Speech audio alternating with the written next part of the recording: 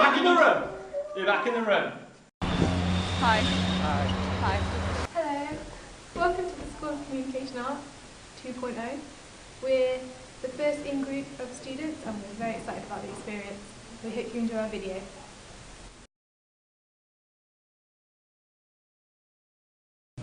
We went to the TEDx conference at the Science Museum in London. Hi, I'm Victoria. I'm from the School of Communication Arts. We're here at the Science Museum on our first school trip to a museum, yeah, like you do at school, but this is with a slight twist. We're here to see a talk called TEDx with some really exciting, inspirational talkers, so let's go. We had an amazing talk by Seb Bishop about red and flowered. Okay, my name is Emmanuel, and we went to Digital and Direct. Hi, I'm Victoria, and on Friday we had a talk from Matt Hart about innovation and how we can apply this to our creativity process. Are you filming? Yeah. We then went to MC Saatchi. I often say to people, don't be cool, because if you're cool, you miss so much. So I'm not going to listen to that music, because that's not cool. I don't go to those sort of clubs, because that's not cool. I don't read those magazines, that's not cool. You're just missing all the stuff that's really cool. In the uncool stuff, that's where it can be, if you've got a very good open mind, open eye, you find all this new stuff. Because you're in competition with all the other cool people. I think a lot of teams will sort of start off going like, we need a poster, here's a square, how we're going to fill it, and stuff. And then they'll sort of draw ideas and go, no, like that. We used to work like that before we got employed. We'd go, right, let's just write 100 ads for this and do it. But now I tend to just write lists down of ideas, and then we'll sort of talk about them and go, well, that's quite good. It's a skill that you acquire. And I saw you've got to have a thick skin to be a creative, and you've got to be really determined. You know, you come in and you think you're going to do this, and then there's a panic. When I was at school, I was very confused what I wanted to do, and I was going to join the Navy. I got very close to joining the Navy. My dad's a butler, he was in the Navy.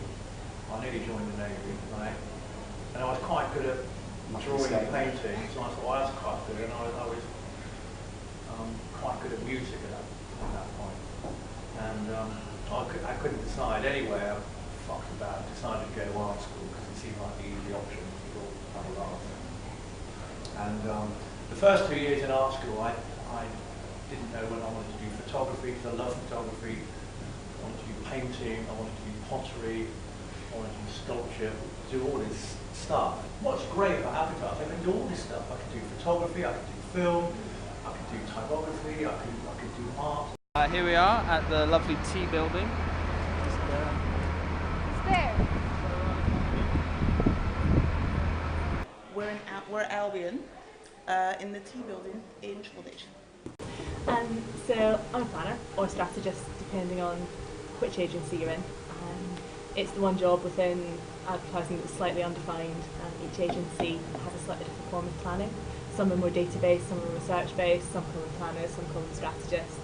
Some of them, they sit very much in a little box and talk to the account team at the start of a brief, and the creators as they kick off the brief and then go back into their box. In some agencies, probably more like this one, we have a bigger role in our clients' businesses. So part of my job, and part of any planner's job, is understanding the context of the client, is knowing what their business does and who their audience is, and being the connecting piece essentially between those two things. But some planners, like those at Albion, who tend to do a little more of the business consulting side as well, as just the advertising side. We've got a number of clients here like GiftGaff, who you may or not have been talked about already today, or come across, who we've been with since the inception of the brand. Really, we've helped them work towards what their offering actually is, rather than just defining how to communicate it. This is how an advertising agency works in 30 seconds. I'm Victoria, this is Alex. You start off with a problem which is given to you by the client. This is then taken to the face of the agency, which is the account executive. The account executive then gives it to the planner, who then rewrites the brief, then sends it back to the account executive, who then takes it to the client. If the client likes it, he'll okay it. It then gets back to the planner, who then takes it to the creatives, who come with the light bulb idea, which then they take to the creative director, who okays it. This idea goes all the way back up the chain to the client, and then we have an advert. Press ads have been, I guess, what I've seen mostly in books from young people until the recent past, and I think they're really good for simplifying ideas and proof concepts. But please move on from that and show us other stuff.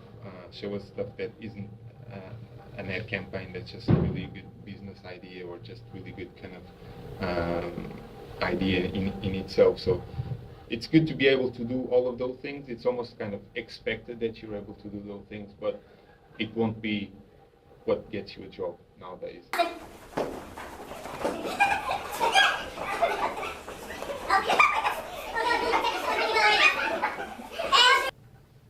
The line of last defence, essentially. You know, when we're at the client, we represent the agency. When we're here, we represent the client. It's that straightforward. So you basically get a beating a great deal of the time. And I don't know why we do it as a living, but we do. And I think actually I know why we do it as a living. Why we do it as a living is because you're in the centre of everything. And when a suit comes back, we don't wear suits. When a client service person comes back from the client, normally creators want to know exactly how it's gone, what's the client reaction, is it going to run, is it not? Production people will come back and go, what the fuck have you agreed to? And then we got the cost signed off. And so you are the sectoral hub, which means from a skill set perspective, you need an incredibly broad skill set of having a creative vision, to having a strategic head, to having the attention to detail of a bookkeeper, to being able to go into a room of very senior clients and hold your own and be able to have an adult conversation with them about their business. And so it is an incredibly broad role, but at the same time, it's this pretty core skill set. We've been trying to kind of find some kind of criteria for us to judge work. I think that's one of the most complicated things that for an agency or for a culture to have.